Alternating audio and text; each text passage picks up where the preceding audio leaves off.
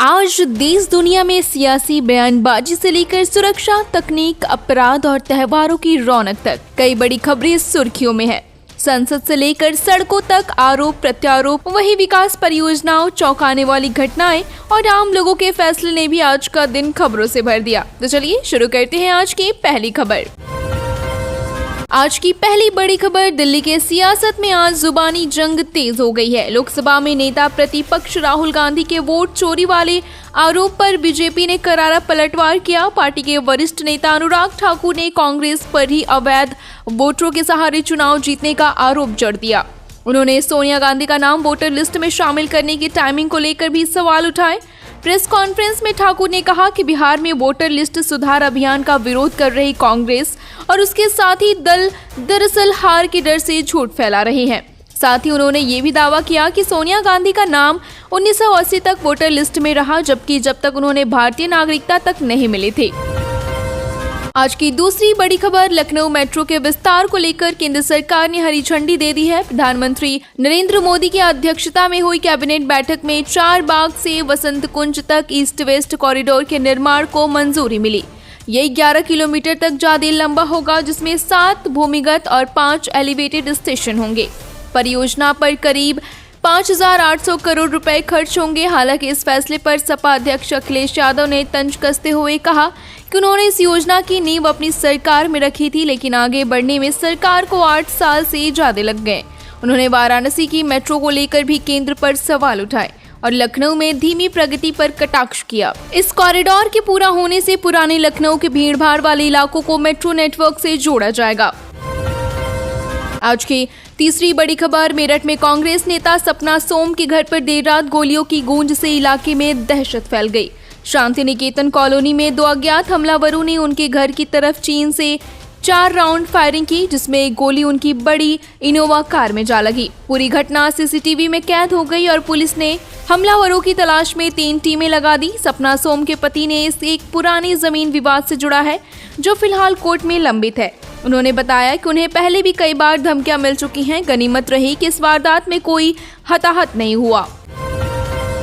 आज की चौथी बड़ी खबर, मध्य प्रदेश में इस बार जन्माष्टमी का उत्सव बेहद भव्य होने वाला है। मुख्यमंत्री मोहन यादव की सरकार ने राज्य के करीब 3,000 मंदिरों में विशेष आयोजन की योजना बनाई। 14 से 18 अगस्त के बीच बलराम जयंती और जन्माष्टमी पर धार्मिक अनुष्ठान, रासलीला, मटकी फोड़ और भजन संध्या जैसे कार्यक्रम होंगे। उज्जैन के संदीपनी आश्रम में 3 दिवसीय विशेष आयोजन रखा जाएगा, जिसमें हजारों कलाकार अपनी प्रस्तुतियां देंगे। मुख्यमंत्री निवास पर भी 16 अगस्त को मुख्य कार्यक्रम होगा, जहां 1000 से ज्यादा बच्चे श्री कृष्ण की वेशभूषा में शामिल होंगे। इस मौके पर बाल गोपालों का माखन मिश्री और विशेष उपहार दिए जाएंगे। आज की 5वीं बड़ी खबर, भारत और पाकिस्तान के बीच हुए ऑपरेशन सिंदूर को लेकर अमेरिका ने चुप्पी साध ली है। पाकिस्तान के F-16 लड़ाकू विमानों को हुए नुकसान के सवाल पर अमेरिकी विदेश विभाग ने टिप्पणी करने से इनकार कर दिया और कहा कि इस बारे में पाकिस्तान से ही पूछा जाए। भारत ने अप्रैल में पहलगाम आतंकी हमले के बाद मई में यह ऑपरेशन चलाया था, जिसमें पाकिस्तान के कई ठिकानों को मिसाइलों के द्वारा निशाना बनाया गया। भारतीय वायुसेना प्रमुख के मुताबिक इस दौरान पाकिस्तान के 5 लड़ाकू विमान गिराए गए, जिनमें 2 F-16 भी थे। अमेरिकी के तकनीकी दल पाकिस्तान में हर समय F-16 विमानों की निगरानी करते हैं और ये सुनिश्चित करते हैं कि उनका इस्तेमाल तय शर्तों के अनुसार ही हो। अगर आप इंजीनियरिंग की पढ़ाई कर चुके हैं और सरकारी नौकरी का इंतजार कर रहे हैं तो आपके लिए अच्छी खबर है। हरियाणा लोक सेवा आयोग ने असिस्टेंट इंजीनियर के पदों के लिए भर्ती प्रक्रिया शुरू कर दी है। ऑनलाइन आवेदन 12 अगस्त से शुरू हो चुके हैं और 1 सितंबर 2025 शाम 5 बजे तक भेजे जा सकते हैं। आवेदन शुल्क भी इसी तारीख तक जमा कराना होगा। ये भर्तियां ग्रुप बी श्रेणी में की जाएंगी और अलग अलग विभागों में पद उपलब्ध हैं। खासकर पब्लिक वर्क डिपार्टमेंट और म्यूनिसिपल इंजीनियरिंग के पदों के लिए सिविल इंजीनियरिंग की डिग्री आवश्यक है। साथ ही उम्मीदवारों ने हिंदी या संस्कृत में उच्च शिक्षा तक पढ़ाई की होनी चाहिए। आर्टिफिशियल इंटेलिजेंस की तेजी से बढ़ती पकड़ अब नौकरियों के लिए खतरा बनती जा रही है। हाल ही में Microsoft, Tata consultancy services, Tesla, Google, Meta और अमेजॉन जैसे दिग्गज कंपनियां लाखों कर्मचारियों को नौकरी से निकाल चुकी हैं। वर्ल्ड इकोनॉमिक फोरम के रिपोर्ट के अनुसार अगले 5 साल में एआई करीब 9 करोड़ से ज्यादा नौकरियां खत्म कर देगा। जबकि नए तकनीकी कौशल वाले लोगों के लिए लगभग 17 करोड़ नए अवसर पैदा होंगे। रिपोर्ट में ये भी कहा गया कि आने वाले समय में तकनीकी बदलाव, आर्थिक अनिश्चितता और जलवायु परिवर्तन जैसे कारक वैश्विक रोजगार बाजार को पूरी तरह बदल देंगे। जो लोग समय पर अपने कौशल को अपडेट करेंगे वही नौकरी बचा पाएंगे।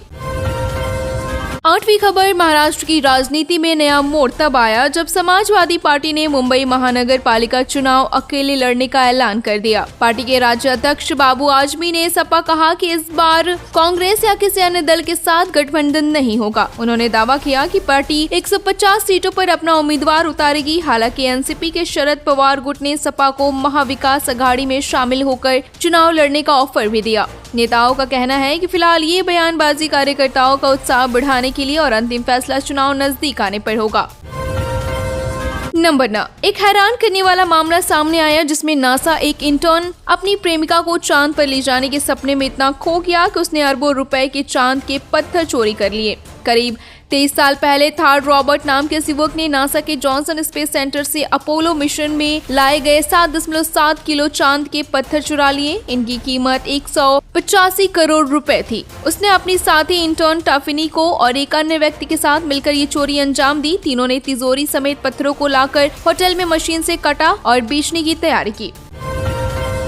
नंबर 10, दिल्ली एनसीआर में आवारा कुत्तों को लेकर सुप्रीम कोर्ट के हालिया आदेश ने विवाद खड़ा कर दिया। अदालत ने कहा कि फिलहाल नियमों को भूलकर इन कुत्तों को पकड़कर शेल्टर होम में रखा जाए, लेकिन विशेषज्ञों का मानना है कि ये व्यवहारिक नहीं है और पशु क्रूरता की श्रेणी में आता है। नंबर 11, स्वतंत्रता दिवस के मौके पर सुरक्षा और ट्रैफिक को लेकर दिल्ली, गुरुग्राम और फरीदाबाद में सख्त पाबंदियां लागू कर दी गईं। भारी वाहनों के दिल्ली में प्रवेश पर 2 चरणों में रोक होगी। पहला 12 अगस्त शाम 5 बजे से 13 अगस्त दोपहर 1:30 बजे और दूसरा 14 अगस्त शाम 5 बजे से 15 अगस्त दोपहर 1:30 बजे तक। पुलिस ने लोगों को सलाह दी है कि लंबी दूरी की यात्रा के लिए केएमपी एक्सप्रेसवे का उपयोग करें और वाहन केवल निर्धारित पार्किंग में ही खड़े करें ताकि जाम और सुरक्षा से जुड़ी दिक्कतों से बचाया जा सके। नंबर 12, अगर आप चंडीगढ़ के आसपास घूमने की नई जगह खोज रहे हैं तो उत्तराखंड का अस्सान बैरेज बेहतरीन विकल्प हो सकता है। ये जगह प्राकृतिक सुंदरता से घिरी और खासकर पक्षियों को देखने के शौकीनों के लिए किसी स्वर्ग से कम नहीं है।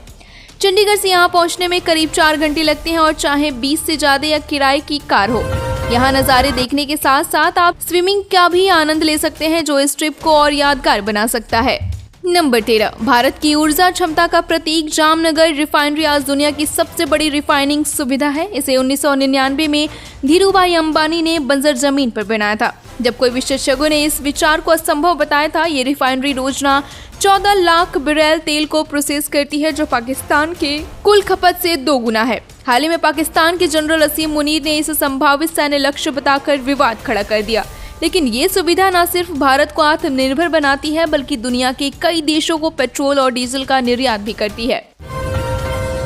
राजस्थान के किसानों के लिए खुशखबरी है। मुख्यमंत्री भजनलाल शर्मा ने घोषणा की है कि मुख्यमंत्री किसान सम्मान निधि योजना के तहत किसानों को अब सालाना 9,000 रुपए की जगह 12,000 रुपए दिए जाएंगे। केंद्र सरकार के पीएम किसान सम्मान निधि से मिलने वाले 6,000 रुपए के अलावा राज्य सरकार भी उतनी ही राशि जोड़ेगी। ये पैसा साल में 3 किस्तों में किसानों के खातों में पहुंचेगा। मध्य प्रदेश में ये व्यवस्था पहले से लागू है और अब राजस्थान भी उसी राह पर चल रहा है।